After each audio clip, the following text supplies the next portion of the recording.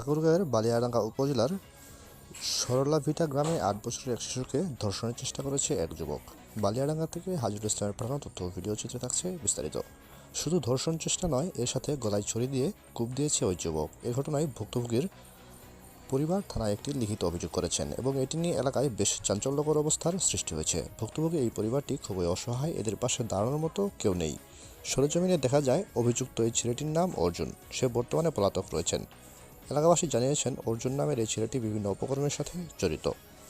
কি করেন? আমি কৃষি কাজ করি বা মাঝে সাঝে কৃষি করি, মাঝে সাঝে রাজমিস্ত্রি করি। আপনার গ্রামের নাম?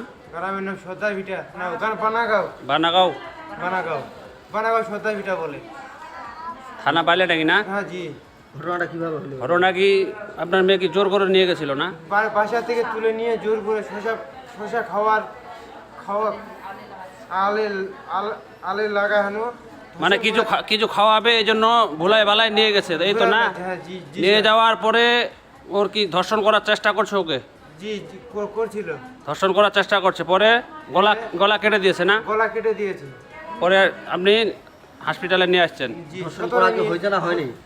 আপনার মেয়েকে কি ধর্ষণ করা হয়েছে? ধর্ষণ করা হয়েছে স্যার, করা হয়েছে।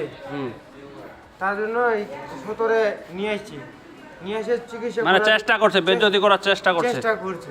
ধন্যবাদ।